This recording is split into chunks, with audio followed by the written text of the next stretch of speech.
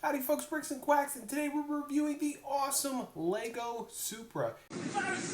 This thing was so much fun to build, and honestly, after you watch this review, you're going to want to buy one as well. I did see this at the Lego store, and I was kind of skeptical at first, but honestly, the build was super quick, and it just looked awesome once I got to see it up close. Alright, so one thing I will note though, is while I was building the set, I did have to watch the Fast and Furious movie. I was watching it, I was building it, it made it that much more enjoyable. This is the way. So starting off, Lego once again decided to waste a bunch of paper and make 5 bags for this set. It's not even 300 pieces. You'll probably end up finishing the build for this set in like 30 to 45 minutes, or if you're faster than that, good job, you get an award. Alright, luckily there's only 13 stickers that come with this set. Thank goodness. We're already starting off on a good note. Because with a lot of the other Speed Champion sets, they come with like I said, 30 to 40 stickers, and it gets super annoying. With these, most of the parts are actually printed, which makes it so much easier and you don't have to worry about messing up. Alright, so let's take a closer look at the minifigure. Honestly, the back of the Brian O'Connor minifigure looks horrendous. I don't know if it's his mouth, I don't know if it's the sunglasses, but both of those have got to go. Luckily though, it does come with a different sided face, and the other side of the face does actually look like Brian O'Connor. Much better. Alright, so one thing I did want to note is these rims are the coolest looking rims Lego has ever made. They almost look like real rims that you would actually put on a car. Not only are the tires super skinny like it would be a low profile car, but if you look on the inside of the rim, if you've ever taken a rim off of a car or you've ever seen aftermarket rims, they're just like this. They're chrome on the outside and then they're like dull on the inside. Instead of Lego being lazy and just making the whole thing chrome, they took the attention to detail and actually put chrome on the outside, which is awesome. Here's a closer look. And Lego did use these and actually made them in a black version on a couple of the other Speed Champion cars, which look good as well. But the chrome just fits this so well. Honestly, once I finished building this, I was almost speechless. Almost.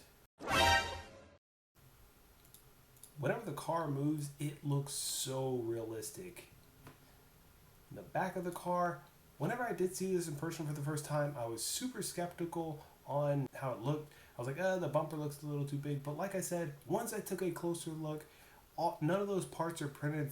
No, sorry. My bad. Rewind. Hold up. Wait a minute.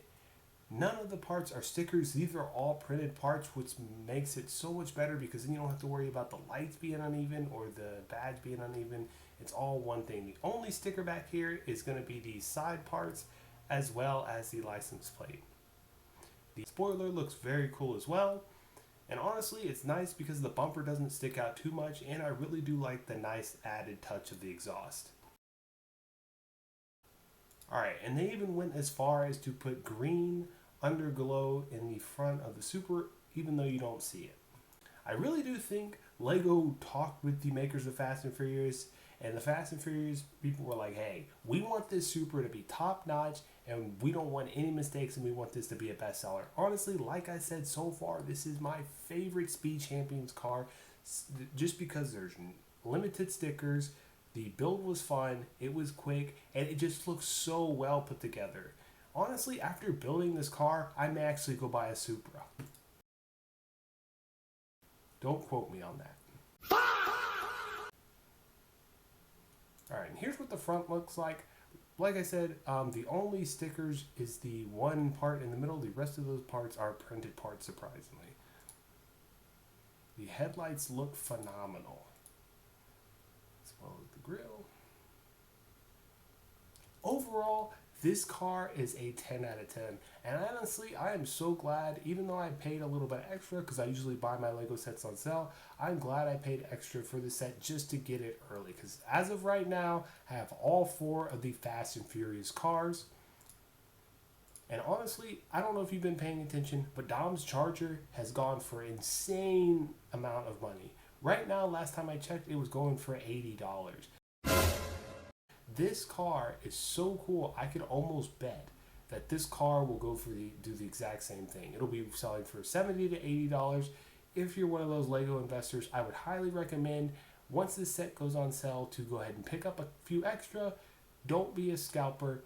If you see them at the Lego store or your local retail store and you see them on sale, go ahead and pick a couple up, one or two, and you'll basically pay for the first one you bought.